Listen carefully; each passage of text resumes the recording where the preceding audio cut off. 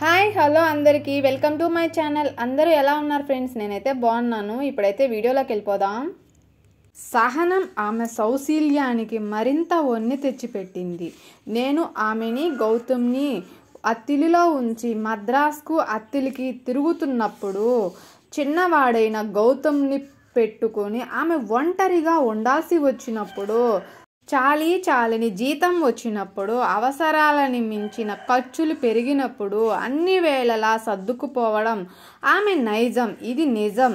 నా విషయాల్లో ఎందుకనో ఆమె జోక్యం చేసుకుని మాట్లాడేది కాదు, అవసరమైన సలహా ఇచ్చేది కాదు. నేను సమస్యల్లో ఉన్నప్పుడు కూడా ఏమిటి లక్ష్మి, ఏమైందని అడగవేంటి అని అడిగితే, నేను ఏమడిగి ఏం చేయగలనండి, నాకేం తెలుసు, మీరు చదువు విజ్ఞానం ఉన్నవారు, మంచి చెడు అన్నీ మీరు చూసుకోగలరు అని వినయపూర్వకంగా చెప్పేది తప్ప ఎప్పుడు చర్చించేది కాదు. ఏంటి తెగ పొగిడేస్తున్నావు భార్యని అని అనుకోవచ్చుగాక.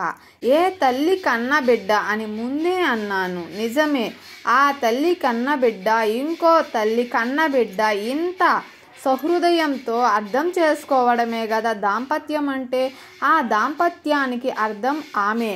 అందుకే ఎప్పుడైనా మేము ఫ్యామిలీ ఫోటో దిగేటప్పుడు ఆమెని కుర్చీలో కూర్చోబెట్టి నేను పక్కన నిలబడి పిల్లలిద్దరినీ చెరో పక్క పెట్టుకుని తీయించేవాణ్ణి.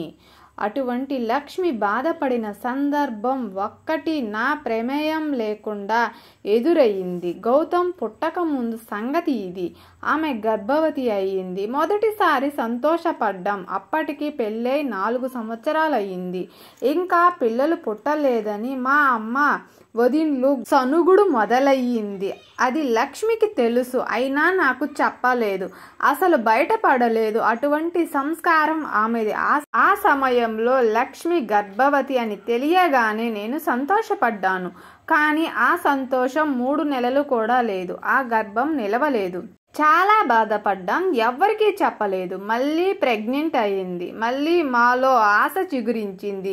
ఈసారి జాగ్రత్తగా ఉండాలని మంచి డాక్టర్కి చూపించాం.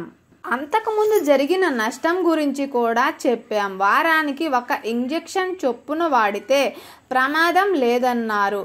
5వ నెల వచ్చింది. మా పెద్దక్క గారు మా అమ్మ తరువాత అమ్మలా చూసుకునేది. వాళ్ళది తెనాలి దగ్గర ఊరు. సీమంతం చేస్తానంటూ స్వీట్లు, పండ్లు, చీర, రవిక అన్నీ పట్టుకొచ్చింది. ఆ సమయానికి జనరల్ చెకప్ కోసం నేను లక్ష్మిని తణుకు తీసుకువెళ్తున్నాను. వెళ్ళి టెస్ట్ చేయిస్తే పిడుగు లాంటి వార్త బయటపడింది. She is not pregnant.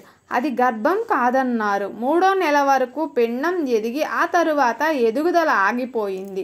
వారానికో injection చేయించడం వల్ల అబార్షన్ జరగలేదన్నారు. రేపే సీమంతం. అక్క అన్నీ తీసుకువచ్చింది. లక్ష్మికి ఎలా చెప్పాలి? రెండోసారి కూడా ఇలా అయితే ఎలా తట్టుకుంటుంది? అసలు నా పరిస్థితి ఏమిటి? బిడ్డ పుట్టబోతుందన్న ఆనందంలో ఉన్న నాకు ఆశానీపాతంలా తగిలిన ఈ విఘాతానికి కొయ్యబారిపోయాను. ఎలాగో గొంతు పేల్చుకొని లక్ష్మితో చెప్పాను. ఆ క్షణం ఆవిడ చూసిన చూపులో ఎంత వేదన, ఎంత రోదన ఉన్నాయో నాకు మాత్రమే తెలుసు. ధైర్యం చెప్పి డిఎన్సి చేయించి గర్భసంచి క్లీన్ చేయించి ఇంటికి తీసుకువచ్చి అందరితో చెప్పాను. ఆ రాత్రంతా ఇంట్లో అందరూ ఏడుపులు. ఈ సంఘటన లక్ష్మిని విపరీతంగా బాధించింది.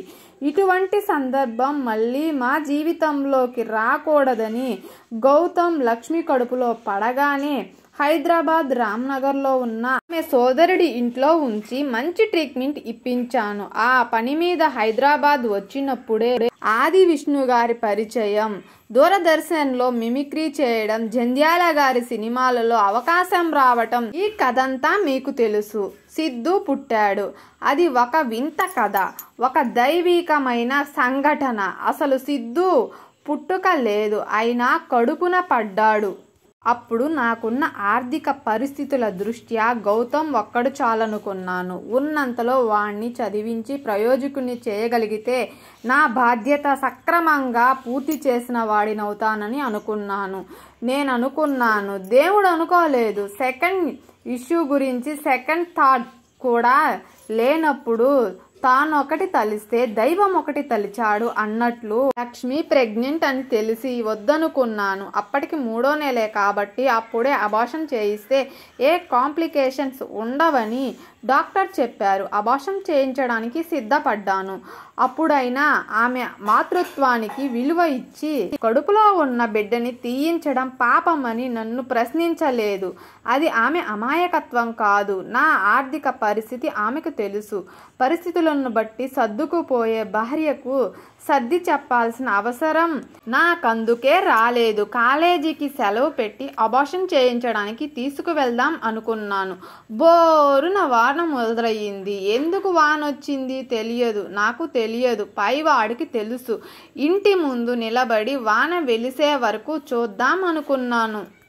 ఒక రూట్ నుంచి వెళ్లాల్సిన మా కొలీగ్ గ్రామశాస్త్రి గారి నాది తెలుగు డిపార్ట్మెంట్ అయితే ఆయనది ఇంగ్లీష్ డిపార్ట్మెంట్.